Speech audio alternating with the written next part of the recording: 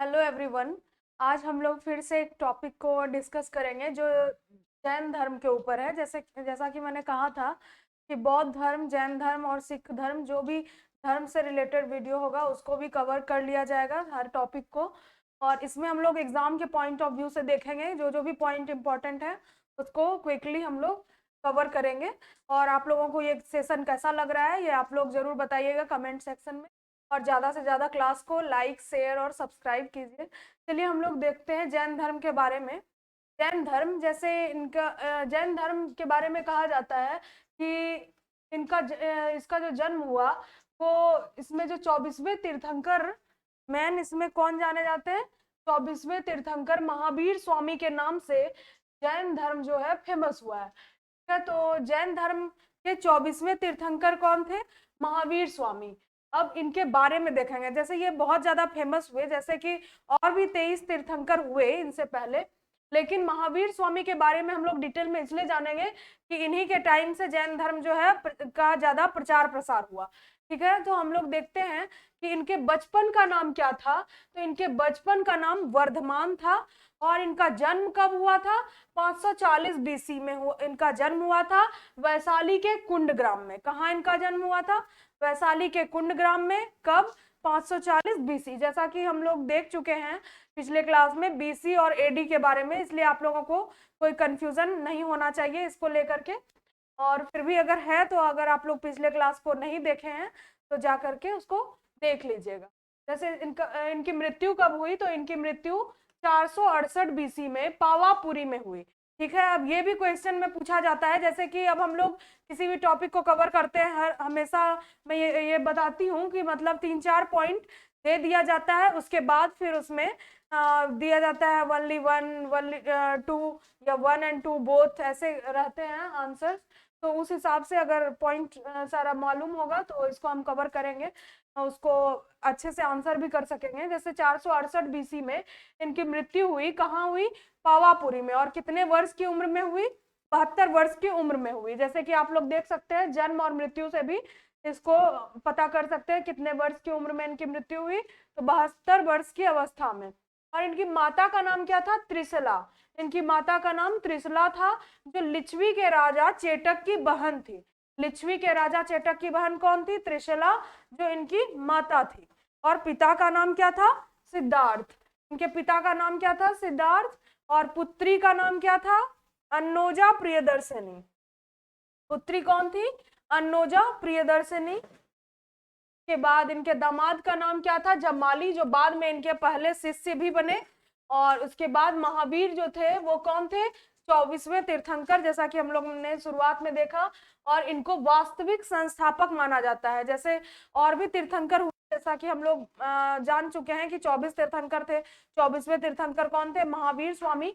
और इसमें जो है इनको वास्तविक संस्थापक कहा जाता है, इसलिए इनके बारे में हम लोग डिटेल में पढ़ रहे हैं। इनसे पहले 23वें तीर्थंकर जो थे पार्श्वनाथ हुए, तो उनके बारे में भी हम लोग कुछ जानकारी ले लेंगे, ताकि अगर उनके बारे में भी कुछ पूछा जाए और जो भी है इनसे रिलेटेड जो भी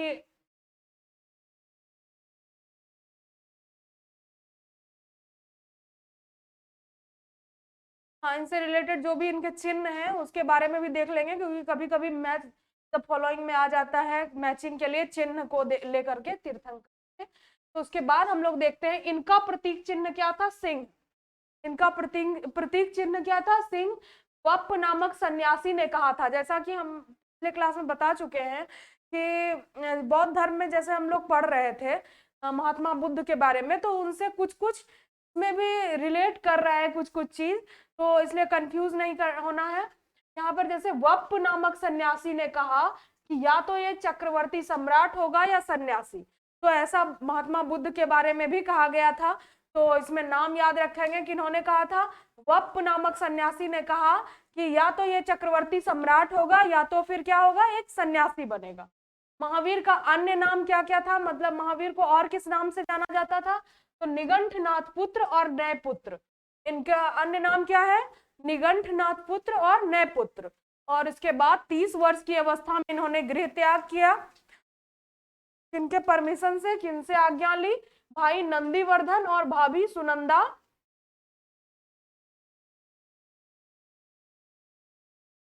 सुनंदा के आज्ञा से जो है इन्होंने 30 वर्ष की अवस्था में त्याग किया। ठीक है, उसके बाद तो देखेंगे 12 वर्ष की तपस्या के पश्चात 42 वर्ष की उम्र में जिम्भी ग्राम में ऋजुपालिका नदी के किनारे इन्हें ज्ञान की प्राप्ति हुई। ज्ञान को क्या कहते हैं? कैवल्य। और ज्ञान जिसको प्राप्त हो जाता है उसको क्या कहते हैं? केवलिन। ठीक है, ज्ञान प्राप्ति के बाद जो है महावीर स्वामी क्या कहलाए? केवलिन कहलाए। और कैवल्य किसको कहते हैं? ज्ञान को। और 12 वर्ष की तपस्या के बाद इनको जो है ज्ञान की प्राप्ति हुई। कितने वर्ष की उम्र में? 42 वर्ष की उम्र में, क्योंकि इन्होंने गृह त्याग कितने वर्ष की उम्र में किया था? 30 वर्ष की उम्र में। और 12 वर्ष की तपस्या के बाद इनको कैवल्य यानी कि ज्ञान की प्राप्ति हुई। अब हम लोग देखेंगे इंद्रियों पर जीत के कारण इनको क्या कहा जाता है? जिन यानी कि विजेता।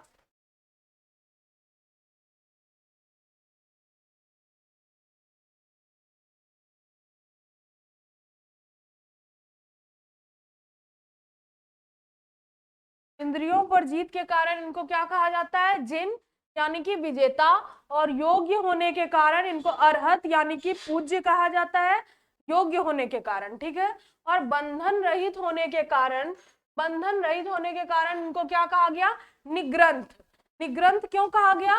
बंधन रहित होने के कारण इनको निग्रंथ कहा गया। और अतुल पराक्रम दिखाने के कारण इनको महावीर कहा गया। ठीक है, अतुल पराक्रम दिखाने के कारण इनको क्या कहा गया? महावीर कहा गया। और इसके बाद हम लोग एक बार और देख लेते हैं, सबको एक बार रिकॉल कर लेते हैं। जैसे क्या? इंद्रियों पर जीत के कारण जिन यानी कि विजेता। और उसके बाद योग्य होने के कारण अरहत यानी कि पूज्य। बंधन रहित होने के कारण इनको क्या कहा गया? बंधन से मुक्त होने के कारण इनको निग्रंथ कहा गया। और अतुल पराक्रम दिखाने के कारण इनको महावीर कहा गया। अब समझ गए कि महावीर स्वामी इनको क्यों कहा जाता है? तो महावीर क्यों कहा गया? अतुल पराक्रम दिखाने के कारण इनको महावीर कहा गया। प्रथम उपदेश इन्होंने कहाँ दिया था? राजगृह के विपुलाचल पहाड़ी पर दिया इन्होंने प्रथम उपदेश। कहाँ दिया? राजगृह के विपुलाचल पहाड़ी पर। राजगृह यानी कि राजगीर। पहली महिला शिष्या इनकी कौन थी? चंपा, जो राजा दधिवाहन की पुत्री थी। ठीक है, राजा दधिवाहन की पुत्री जो चंपा थी वो इनकी पहली महिला शिष्या हुई। और पहला पुरुष शिष्य कौन हुआ? तो जम्माली, जिनके बारे में हम लोग पहले देख चुके हैं। ये इनके दामाद का नाम है जम्माली। और 12 वर्ष तक महावीर स्वामी ने जैन धर्म का प्रचार प्रसार किया। जैसे कि हम लोग देखें कि जैन धर्म प्रचार प्रसार में कब हुआ, कब आया? तो 24वें तीर्थंकर महावीर स्वामी के टाइम में ही ये जैन धर्म जो है प्रचार प्रसार में आया। इसलिए जो है जैन धर्म को क्या, जैन धर्म के वास्तविक संस्थापक के रूप में किन्हें जाना जाता है? महावीर स्वामी को। और 12 वर्ष तक महावीर स्वामी ने क्या किया? जैन धर्म का प्रचार प्रसार किया। और किस भाषा में? तो ये पूछा जा सकता है कि कौन से भाषा में? तो प्राकृत और अर्धमागधी भाषा में इन्होंने जो है 12 वर्ष तक जैन धर्म का प्रचार प्रसार किया। ठीक है, अब संस्कृत के जिन शब्द से ही जैन बना है के बारे में देखेंगे कि जैन शब्द कहाँ से लिया गया है, कहाँ से बना है। तो संस्कृत के जिन शब्द से जैन शब्द बना है। जिन यानी कि विजेता। ठीक है, जिन यानी कि विजेता, और जिन से ही क्या बना है? जैन शब्द। के बाद हम लोग देखते हैं तीर्थंकर की संख्या कितनी है? 24। ठीक है, हम लोग देख चुके हैं 24वें तीर्थंकर कौन है? महावीर स्वामी। और तीर्थंकरों की संख्या कितनी है? 24। प्रथम तीर्थंकर जो है वो कौन हुए? ऋषभदेव, जिनको आदि पुरुष के नाम से भी जाना जाता है। ऋषभदेव को और किस नाम से जाना जाता है? आदि पुरुष के नाम से। इनका प्रतीक चिन्ह क्या था? बैल। ठीक है, इनका प्रतीक चिन्ह क्या था? तो बैल लिख लेंगे, सांड, बैल।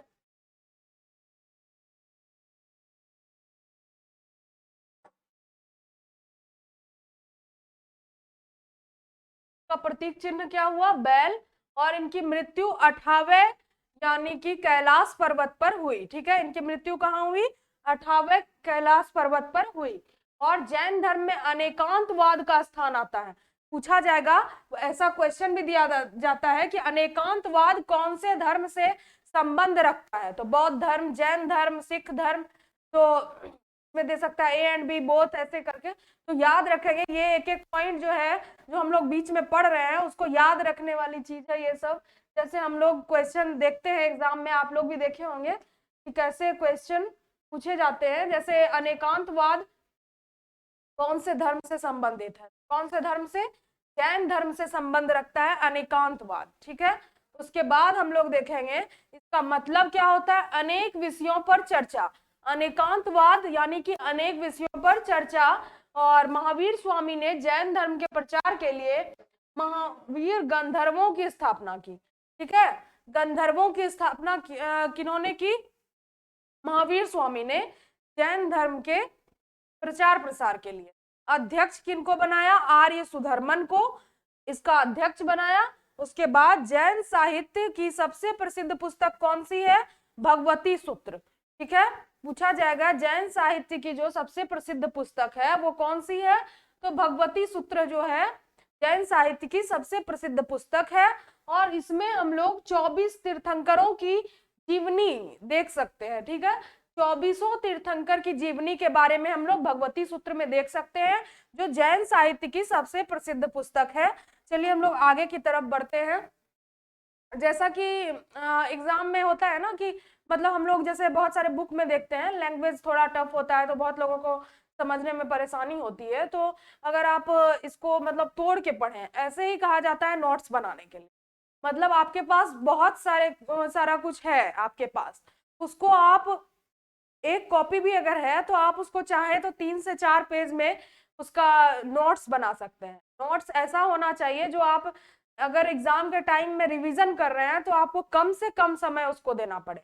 ऐसा नोट्स नहीं होना चाहिए कि अगर हम उसको पढ़ते रहें बिल्कुल वो कहानी की तरह उसमें हो, ऐसा नहीं होना चाहिए। बल्कि ऐसा हो कि अगर आप उस टाइम में उस वर्ड को देख लें तो आपको याद हो जाए कि हाँ ये पॉइंट वहां पे था। यानी कि आप जो कॉपी में पढ़े हुए हैं कहानी के तरह, वो चीज आपके दिमाग में छप जाए जब आप उस वर्ड को देखें। तो इस हिसाब से आप लोग नोट्स बनाइए जो आप लोगों को एग्जाम के टाइम में काम आए। और उसके बाद हम लोग देख सकते हैं कल्प सूत्र, जो भद्रबाहु के द्वारा लिखी गई है, जिसमें दैनिक नियम की चर्चा की गई है, ठीक है। पहले हम लोग क्या देखे? 24 तीर्थंकरों की चर्चा किसमें मिली? भगवती सूत्र में, ठीक है। उसके बाद हम लोग देख रहे हैं दैनिक नियम की चर्चा, ये कहाँ मिलती है? तो भद्रबाहु के कल्प सूत्र में, ठीक है। भद्रबाहु के कल्प सूत्र में दैनिक नियम की चर्चा मिलती है। जैन साहित्य को क्या कहते हैं? आगम। जैन साहित्य किस नाम से जाना जाता है? आगम के नाम से जाना जाता है। और जैन मठों को क्या कहा जाता है? वसदिस, ठीक है। जैन मठों को वसदिस कहा जाता है। खजुराहो का जैन मंदिर जो है, अब इसमें हम लोग जैसे कुछ पॉइंट होता है ना, जैसे आप लोग नोट्स बनाइएगा तो आप लोग जैन मंदिर के बारे में फिर सोचिएगा कि अच्छा जैन मंदिर कहाँ है। तो वैसे ही मतलब इसमें मैं उन सब चीजों को शामिल कर दी हूँ जो आप लोग के मन में जो क्वेश्चन उठ सकते हैं, जो सवाल उठ सकते हैं। तो उस हिसाब से यहाँ पर जैसे खजुराहो का जैन मंदिर है तो धंगदेव के द्वारा बनवाया गया है। माउंट अबू जो है दिलवाड़ा जैन मंदिर, ये किनके द्वारा बनवाया गया है? बिमल शाह, जो कौन थे? भीम द्वितीय, जो सोलंकी वंशीय के जो वजीर थे, ठीक है। सोलंकी वंशीय जो शासक थे उनके वजीर कौन थे? विमल शाह, उनके द्वारा जो है वो बनवाया गया है, ठीक है। माउंट आबू का दिलवाड़ा का जैन मंदिर विमल शाह के द्वारा, जो कौन थे? भीम द्वितीय, जो सोलंकी वंशीय शासक थे, उनके वजीर थे, ठीक है। अब इसको कब बनवाया गया था? तो 12वीं शताब्दी में बनवाया गया था, ठीक है। कब? 12वीं शताब्दी में। उसके बाद हम लोग देखेंगे जैन धर्म का प्रचार प्रसार किनके काल में हुआ? तो चंद्रगुप्त मौर्य के कार्यकाल में। उसके बाद देखेंगे चंदेल शासक धंगदेव, जिनके बारे में हम लोग देख चुके हैं अभी। और गुजरात के चालुक्यों द्वारा भी जैन धर्म का प्रचार प्रसार हुआ। किनके द्वारा हुआ? चंद्रगुप्त मौर्य के द्वारा, चंदेल शासक धंगदेव के द्वारा और गुजरात के चालुक्यों के द्वारा जो है इसका प्रचार प्रसार हुआ। अब हम लोग देखेंगे, जैसे हम लोग बौद्ध धर्म पढ़े थे तो बौद्ध धर्म में भी सम्मेलन हुआ था, ठीक है। तो इसमें जो है 4 सम्मेलन हुए थे बौद्ध धर्म में। अब यहाँ पर हम लोग देखेंगे सम्मेलन के बारे में, ठीक है। इसको भी एकदम याद रखना है। जैसे कुछ आप डेट याद रख लीजिएगा तो आपको मेनली ये सब चीज समझने का है। एक बार आप उसको ध्यान से सुनिएगा, 1-2 बार और देखिएगा, पढ़िएगा, तो ये आपको हमेशा के लिए याद हो जाएगा। बस ये है कि अगर आप जीके जीएस पढ़ रहे हैं, चाहे वो कोई भी सब्जेक्ट आप पढ़ रहे हो, वो रिवीजन मांगता है, चाहे वो कोई भी सब्जेक्ट हो। रिवीजन अगर आप नहीं कीजिएगा, कुछ दिन छोड़ दिए, 1 मंथ आप छोड़ दिए, तो आपको लगेगा कुछ नया पढ़ रहे हैं। तो इसलिए रिवीजन बहुत ज्यादा जरूरी है और बहुत मायने भी रखता है। जितना ज्यादा रिवीजन कीजिएगा उतना ज्यादा आपको वो चीज याद रहेगा। उसके बाद आप कुछ टाइम रिवीजन कर लीजिएगा, वो आपको लगेगा हमेशा के लिए याद हो गया हो। एक मतलब आपके होता है लाइफ में, अगर कुछ हम ऐसा देखते हैं, कुछ कहानी, कुछ आपके साथ घटना घटी हो या कुछ ऐसा हुआ हो जो आपको याद हो जाता है, तो वैसे ही आप किसी चीज को रिवीजन रिवीजन लगातार करते रहिएगा, तो वो आपके अंदर खुद ब खुद आ जाएगा कि मतलब हाँ ये बार बार हम पढ़े हैं, तो लगेगा उसको मतलब परिचित हो उस चीज से, आपको ऐसा फील होने लगेगा। जैसे उसके बाद हम देख रहे हैं प्रथम जैन सम्मेलन 312 बीसी में हुआ। कब हुआ? 312 बीसी में। उसके बाद स्थान कहाँ हुआ? तो पाटलिपुत्र में हुआ। अध्यक्ष कौन थे? स्थूलभद्र। स्थूलभद्र को क्या बनाया गया? अध्यक्ष बनाया गया। 12 अंगों की रचना की गई। ठीक है, 12 अंगों का संबंध किससे है, ऐसा पूछा जा सकता है। तो 12 अंगों की रचना जो एक साहित्यिक पुस्तक है, ये किससे संबंध रखता है? कौन से धर्म से? जैन धर्म से संबंध रखता है। द्वितीय जैन सम्मेलन कब हुआ? 512 एडी में। एक चीज याद रखेंगे कि 12 अंगों की रचना कब हुई? प्रथम जैन सम्मेलन के दौरान 312 बीसी में जब हो रहा था। कहाँ हुआ था? पाटलिपुत्र में। अध्यक्ष कौन थे? स्थूलभद्र की अध्यक्षता में प्रथम जैन सम्मेलन का आयोजन पाटलिपुत्र में किया गया। अब हम लोग देख रहे हैं द्वितीय जैन सम्मेलन, जो 512 एडी में जिसका जो है आयोजन किया गया, और उसके बाद स्थान कहाँ किया गया? वल्लभी, गुजरात में। ठीक है, पहला कहाँ हुआ? पाटलिपुत्र में। दूसरा वल्लभी, गुजरात में हुआ। और उसके बाद हम लोग देखेंगे कि इसके अध्यक्ष कौन थे? दवर्धी क्षमा श्रवण। ठीक है, दवर्धी क्षमा श्रवण जो थे इसके अध्यक्ष हुए। और अनेक जैन साहित्यों को विधिवत लिपिबद्ध किया गया। ठीक है, लिपिबद्ध करने का काम कौन से जैन सम्मेलन के दौरान किया गया? तो दूसरे जैन सम्मेलन के दौरान किया गया, जैन साहित्यों को लिपिबद्ध। अब हम लोग पार्श्वनाथ के बारे में देखेंगे। जैसा कि मैंने कहा था कि 24 तीर्थंकर के चिन्ह के बारे में हम लोग जरूर देख लेंगे, क्योंकि वो मैचिंग करने के लिए आ जाता है, क्योंकि आजकल क्वेश्चन ये सब पूछे जा रहे हैं, तो थोड़ा जानकारी रखना जरूरी है। तो पहले हम लोग 23वें तीर्थंकर, जो कि थोड़ा इनके बारे में कुछ जानकारी है, तो उसके बारे में देख लेते हैं। तो ये कौन थे? इक्ष्वाकु वंशीय राजा अश्वसेन के पुत्र थे। ठीक है, इक्ष्वाकु वंशीय राजा अश्वसेन के पुत्र कौन थे? पार्श्वनाथ। ठीक है, अब उसके बाद देखेंगे माता कौन थी? वामा रानी। और पत्नी कौन थी? प्रभावती। इनकी पत्नी का नाम क्या था? प्रभावती। ठीक है, और पहला शिष्य कौन था? पहला शिष्य था केसी, जो श्वेत वस्त्र धारण करता था। पहला शिष्य कौन था? केसी, जो श्वेत वस्त्र धारण करता था। और पहली महिला शिष्या कौन थी? तो ये थी पुष्पचूला। ठीक है, और उसके बाद देखेंगे, जैसे कि हम लोग महावीर स्वामी के बारे में देखे थे, तो पहली महिला शिष्या कौन थी? चंपा थी। और सबसे पहला पुरुष शिष्य कौन था? उनका दामाद जमाली। ठीक है, वैसे इनकी पहली महिला शिष्या कौन थी? पुष्पचूला। और इनका जो है प्रतीक चिन्ह क्या है? सर्प। पहला शिष्य कौन हुआ था? केसी, जो कि श्वेत वस्त्र धारण करता था। 30 वर्ष की अवस्था में गृह त्याग इन्होंने किया। 84वें दिन इनको ज्ञान की प्राप्ति हुई। कहाँ ज्ञान की प्राप्ति हुई?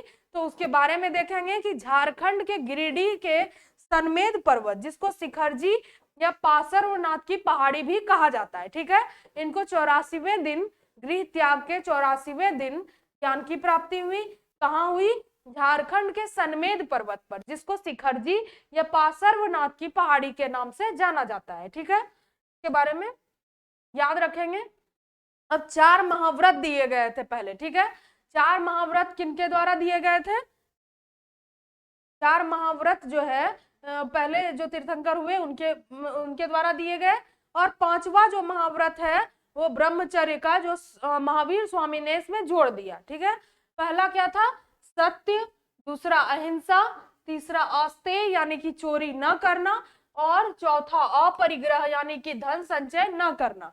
ठीक है, 5वां महाव्रत ब्रह्मचर्य महावीर स्वामी ने जोड़ा। ठीक है, 5वां महाव्रत जो था ब्रह्मचर्य, उसको किसने जोड़ा? महावीर स्वामी ने जोड़ा। ठीक है, सत्य, अहिंसा, आस्तेय और अपरिग्रह। उसके बाद 5वां महाव्रत जो इनके द्वारा जोड़ा गया महावीर स्वामी जी के द्वारा, वो कौन सा था? ब्रह्मचर्य।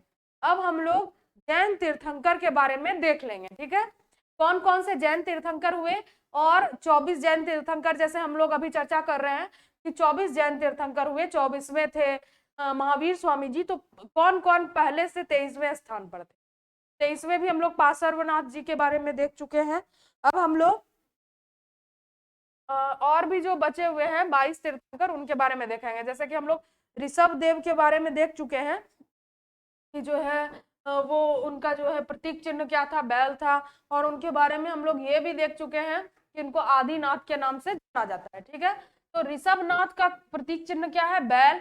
अजीतनाथ का हाथी, याद रखेंगे। पहले तीर्थंकर कौन हुए, ऋषभनाथ, ऋषभनाथ का क्या हो गया, बैल, और दूसरे कौन हुए, अजीतनाथ, अजीतनाथ का हो गया हाथी, और तीसरे हुए संभवनाथ, संभवनाथ का हो गया क्या, अश्व यानी कि घोड़ा। अभिनंदन नाथ चौथे तीर्थंकर, जिनका बंदर हो गया प्रतीक चिन्ह, और उसके बाद सुमित नाथ, जिनका चकवा हो गया प्रतीक चिन्ह, याद रखेंगे। पद्म प्रभु, तो इनका कमल हो गया। पहले ऋषभनाथ बैल, अजीतनाथ का हो गया हाथी, संभवनाथ अश्व यानी कि घोड़ा, उसके बाद अभिनंदन नाथ बंदर, उसके बाद सुमित नाथ चकवा, उसके बाद पद्म प्रभु का कमल, सुपार्श्वनाथ का स्वास्तिक, याद रखेंगे। 7वें जो तीर्थंकर हुए सुपार्श्वनाथ, स्वास्तिक, और चंद्रप्रभ चंद्रमा, याद रखेंगे। चंद्रप्रभ से चंद्रमा रिलेट कर सकते हैं। 8वें हो गए तीर्थंकर पुष्पदंत मगर, ठीक है, पुष्पदंत मगर हो गया इनका प्रतीक चिन्ह। उसके बाद शीतलनाथ, शीतलनाथ का हो गया कल्प वृक्ष। उसके बाद श्रेयांसनाथ, श्रेयांसनाथ का हो गया गेंडा, याद रखेंगे। उसके बाद वासुपूज्य, वासुपूज्य जी का हो गया भैंसा। ठीक है, प्रतीक चिन्ह को याद रखेंगे क्योंकि बीच से कहीं से दे दिया जाता है। ठीक है, अब चलिए हम लोग आगे की तरफ बढ़ते हैं। तो इसमें देखते हैं विमलनाथ, विमलनाथ का प्रतीक चिन्ह हो गया सुअर। अनंतनाथ, अनंतनाथ का हो गया सेही।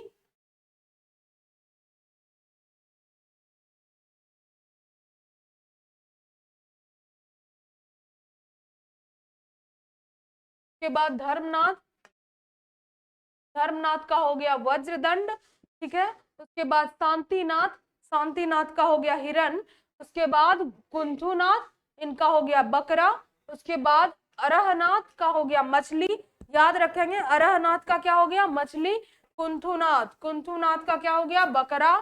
अरहनाथ मछली, शांतिनाथ हिरण, याद रखेंगे। 13वें तीर्थंकर कौन थे, विमलनाथ, इनका सुअर। 14वें अनंतनाथ से ही। धर्मनाथ हो गए, उनका क्या हो गया, वज्रदंड। उसके बाद शांतिनाथ हिरण। उसके बाद कुंथुनाथ बकरा। उसके बाद अरहनाथ मछली। उसके बाद हम लोग देखेंगे मल्लीनाथ, इनका हो गया कलश। ठीक है, मल्लीनाथ कलश, इनको एकमात्र माना जाता है कि महिला तीर्थंकर, जिसके बारे में बहुत ज्यादा जानकारी नहीं है, बट माना जाता है कि ये एक महिला तीर्थंकर है। बट ये अभी कहीं इसकी पुष्टि नहीं है वैसी, लेकिन इनको महिला तीर्थंकर माना जाता है। मल्लीनाथ, इनका प्रतीक चिन्ह क्या था, कलश। के बाद इधर हो गया मुनिस्त्रु व्रतनाथ, जिनका कछुआ हो गया। उसके बाद नमीनाथ, जिनका नील कमल हो गया।